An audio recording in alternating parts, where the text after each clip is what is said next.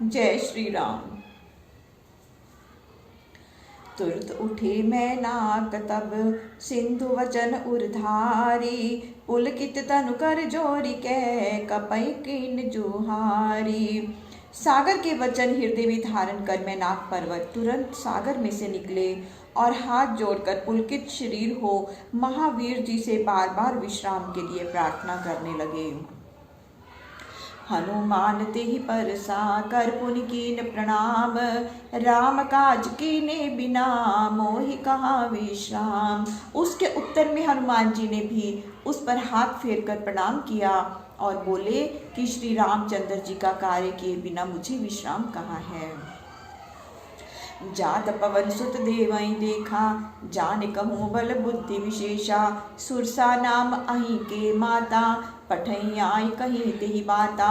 उधर जब लक्ष्मण जी को जाते हुए देवताओं ने देखा तो उन्होंने उनके बल बुद्धि की विशेषता जानने की इच्छा की और सुरसा नाम के सर्पों की माता को भेजा, जिसने आकर यह बात कही।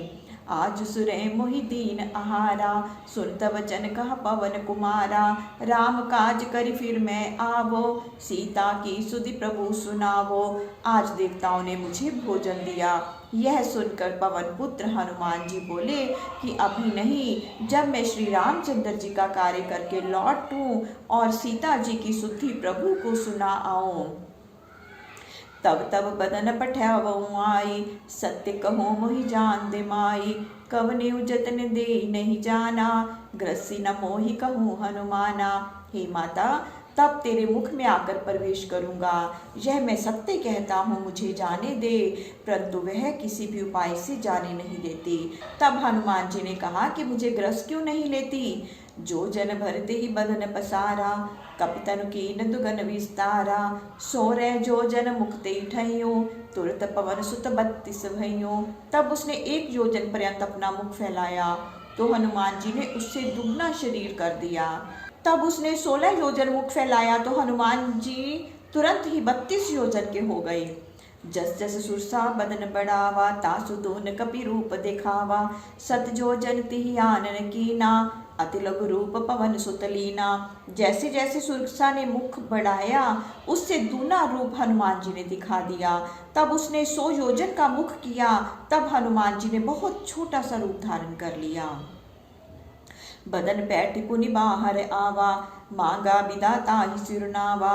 मोहि सुरे जिहि लागी पठावा, बुद्धि बल मर्मु तोर मैं पावा। सुरसा के मुख में घुसकर फिर बाहर आ गए और उसे सिर झुकाकर विदा मांगी। तब सुरसा बोली कि देवताओं ने मुझे जिस लिए भेजा था सो तुम्हारी बुद्धि और बल पराक्रम का भेद मैंने पा लिया। राम काज सब करहूँ, तुम बल बुद्धि निधान। आशीष दे गई सो हर्षि चलूँ हनुमान। श्री रामचंद्र जी का सब कार्य करोगे, तुम बलवान और बुद्धि निधान हो, यह आशीर्वाद देकर सुरसा चली गई। तब हनुमान जी भी प्रसन्न होकर चले।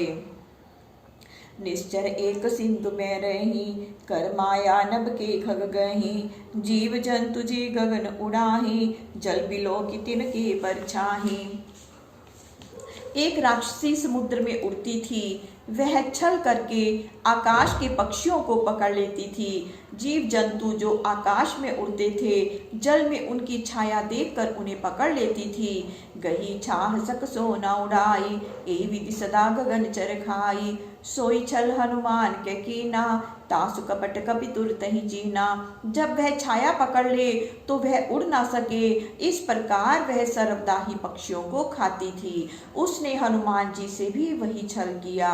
उसका कपट हनुमान जी ने तुरंत पहचान लिया। ताहि मारी मारुत सुत बीरा, बारिधि पार गयो मति धीरा। तहाँ जाय देखी वन शोभा, गुंजत चंचरीक मधुलोभा।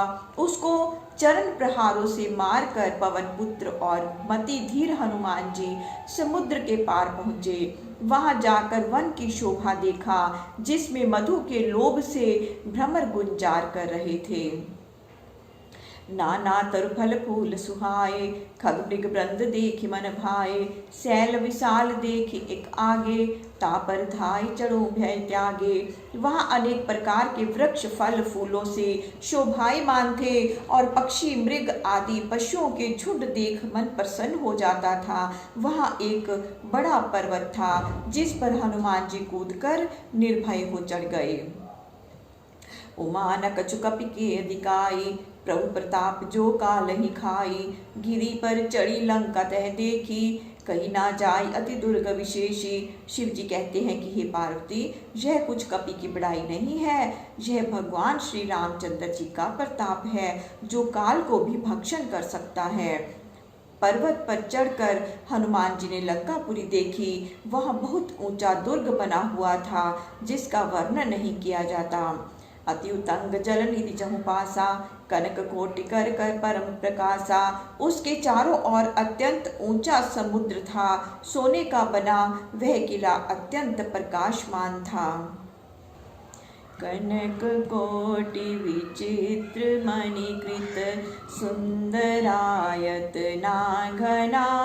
चौहठ हट सुभट बिथि चारों पुर बहुविधि बना।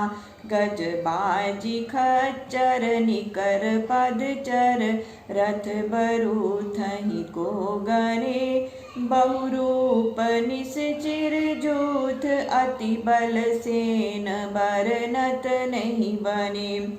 सुवर्ण का किला अनेक रंग के मणियों से जड़ा हुआ, बहुत ही लंबा चौड़ा शोभायमान था। चौराहा बाजार, सुंदर मार्ग और गलियों से नगर बहुत भांति सुंदर बना हुआ था। हाथी घोड़े और खच्चरों का समूह तथा रथों के समूह कौन गिन सकता है। अनेक रूप वाले महाबली राक्षसों के झुंड और सेना का वर्णन नहीं किया जाता। वन बाग उपवन बाटिका, सरकूप बापी सोहई। नर नाग सुर गंधर्व कन्या, रूप मुनि मन मोहई। कहुमाल देह विशाल, सैल समान अति बल गर्जहि। नाना अखारे भिरहि, बहुविधि एक एक तरजहि। जहाँ वन बाग बगीचा फुलवारी सरोवर कुआं बावली शोभायमान है और मनुष्य नाग देवता गंधर्व तथा इनकी कन्याएं अपने रूप से मुनियों के मन को भी मोहित करती हैं तथा कहीं अत्यंत बलवान पर्वत के समान बड़ी देह वाले मल्ल गरजते और अखाड़ों में अनेक भांति से लड़ते हुए एक दूसरे को ललकारते हैं। करी जतन भट कोटि बिकट, तन नगर चहु दिसि रछहि। कहु महिष मानुष धेनु खर, अज खल निशाचर भक्षहि। एहि लागी तुलसीदास इनकी, कथा कछु एक है कही। रघुबीर सर तीरथ शरीर ही, त्यागी गति पैहि सही। भयंकर शरीर वाले अनेक योद्धा यतन पूर्वक नगर की चारों तरफ से रक्षा करते हैं। कहीं पर भैंसे, मनुष्य, गो, गधे और बकरी को दुष्ट राक्षस भक्षण करते हैं। इसी कारण तुलसीदास जी ने संक्षेप में ही इनकी कथा कही कि अब ये राक्षस श्री रामचंद्र जी के बाण रूपी तीर्थ में शरीर त्याग कर अवश्य ही उत्तम गति को प्राप्त होंगे। पुर रखवारे देखी बहु, कपि मन कीन विचार।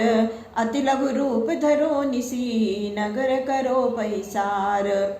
लंकापुरी के रखवाले बहुत हैं, यह देखकर हनुमान जी ने मन में विचार किया कि बहुत छोटा सा रूप धरूं और रात्रि के समय नगर में प्रवेश करूं। जय श्री राम। प्रभु श्री राम सबका मंगल करे, सबका कल्याण करें, सबको सुख और सबको स्वास्थ्य प्रदान करें। जय श्री राम, जय हनुमान।